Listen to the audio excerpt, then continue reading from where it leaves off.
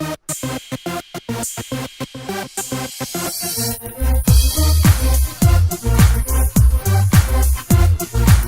you think so? What would be because we don't just offer criticism; we try to make changes. So, is this a major change? Like, how do we make the? Are we trying to make the actual sales themselves more fun, or are we just talking about the television broadcast or live stream broadcast? Well, I mean, I think the broadcast would end up making the sale more fun. You'd have, people trying to chase somebody down. Hey, we need you for an interview. Come on in. And, they're bringing them in, and you kind of have to sit them down. Maybe you sit two people down at a time and just kind of have a good time with it. And if they enjoy themselves and are talking and having a great discussion, it's going to kind of build up like that where, maybe somebody will want to get interviewed. They're actually they want to get on TV. It's happened before where, the camera pans to like a coach or whoever's on TV, and all of a sudden they join in on the broadcast. And I think that would kind of, the sale's already fun. Now you get a chance to kind of, promote yourself or talk up your purchases and stuff. It would just build to the atmosphere of it. So I really think it would help both. Now, I wouldn't, I really haven't been to the sales in a long time, but I would wonder, because I'm used to chasing people down for interviews during racing, after racing, before major events. Sometimes they win, sometimes they lose.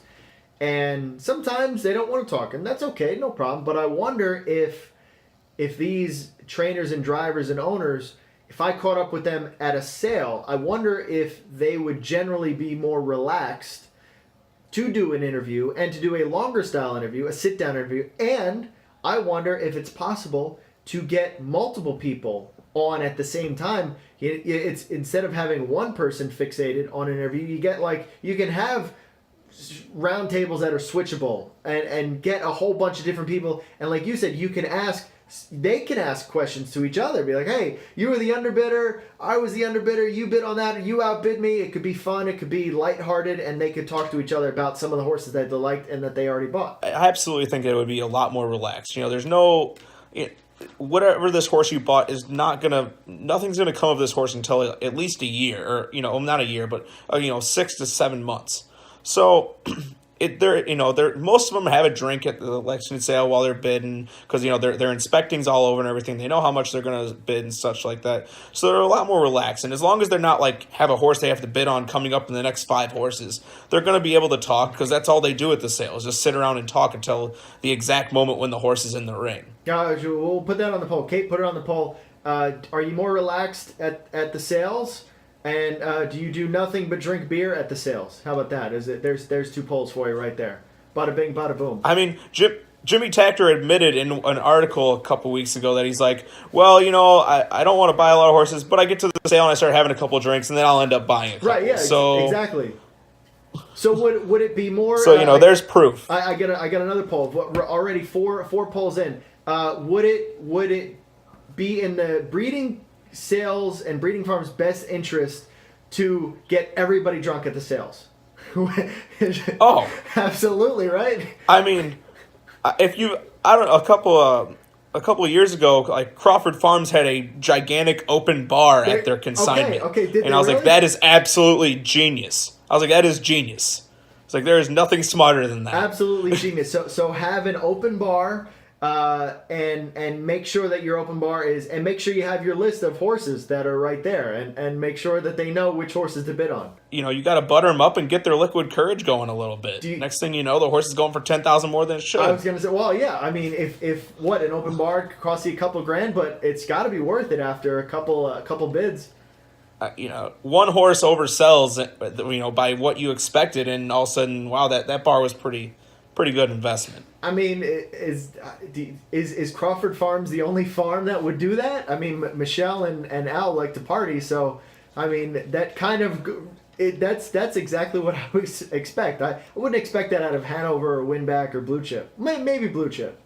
I mean, Hanover has the greatest food options in the world, but maybe we'd have to talk them into having a couple handles of alcohol behind the bar there. Do you think it's better to be sneaky with the alcohol and have rum bread or Jello shots or nice one of those watermelon things that they cut the watermelon out and the watermelon's been soaking in vodka, or is it just better to go straight to the point and have Michelle with a bottle of Jack and being shots for everybody? So what's better? Well, I'd be saying, would you like, a rum and Coke? And, there would just be like, maybe 9 parts rum, 1 part Coke, and then exactly. I make them strong, man. I'm sorry. It's all yours now. Hey, look at this horse while you're at it. Right, exactly. Is there anything else as far? I mean, how is it like? I mean, I'm sure you go to these sales every year. You guys are buying horses all the time. So, are the sales? What more can we add to the sales to make them more interesting, or is it just a complete?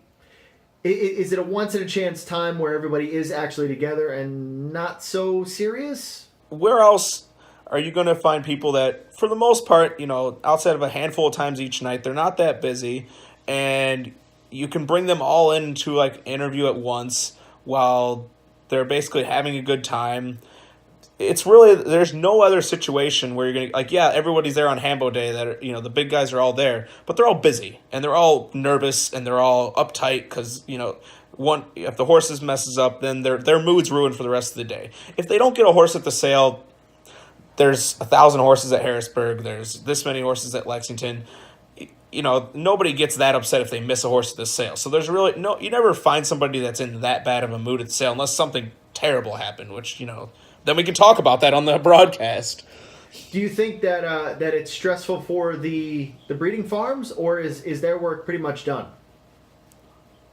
Their work's, outside of the people that are leading them in, their work is fairly, pretty much done. At Harrisburg, you'll see the head of consignments, they'll be up in the auctioneer stand, but at Lexington, they're not. So, when their horse is selling, they're absolutely nervous. There's no beating around the bush about that. But, I mean, during the sale, their work's done. They're just they're spectators at that point. There's nothing else to do besides hand people alcohol, I guess.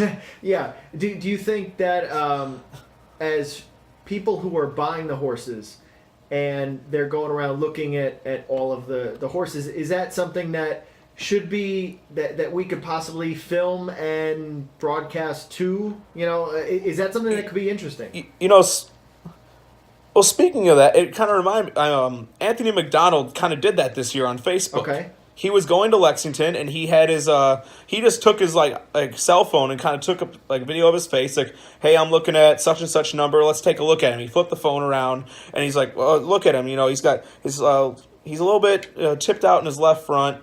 It doesn't really bother me that much. If you watch him walk, he carries it well. And it was interesting. Again, it was just one guy doing it just because, he's got his own business to promote, and he needs people to see that, like, he's looking at all these babies and he wants to bid on them. So if he's proof that you could do it. Now if you gave somebody a camera and they could find, maybe 20 or 30 people to do it, now you have like a wide, you could stay with one horse all day and have and just, record each person do it, each person that's willing to go on there and do it. And then you could kind of combine, what did everybody actually think of this horse? Was there one guy who, absolutely loved it, another guy who saw something totally different? That would be such an interesting perspective to see that you really couldn't get, because usually you see the horse and you walk away, and you never see what anybody else saw with the horse. Now, who's the dope? And I would volunteer for this role. But you're videoing looking at a horse, right? And you'd be like, oh, I don't like that this horse toes out and has a big left knee, and meanwhile everybody's looking at him like, wait, I looked at that horse the other day. He doesn't toe out, or he doesn't have a big knee. What's his? Do you think people would call out other people and be like, no, you dope? What are you talking about? You don't even know what you're talking about. But I could go on there and spew all sorts of propaganda and bullshit, and nobody would call me out, and nobody would know that. Be like, wow, this guy really knows what he's talking about. Be like, see his third carpal rib bone out there? That means he's got low lung capacity, and no, I don't want that horse. Be like, wait, is he a genius or is he just a total goofball? Well, I've seen people at the sale. Every guy's got their different manner of doing it. They all got their little tricks. I've seen people that bring out yardsticks. They bring out measuring tapes, and there's guys who will turn them away specifically because of that. I'd love to get an interview hey, so what did you see when you did? Oh, this horse will not do. He will not grow high enough for what I want, and everything like that. And then you see the next guy. He's like, I love this horse. Yeah. He's like, He's like, this horse will be perfect for the half miles. I'm going to crush with him. Look how wide he I is. know. He's perfect.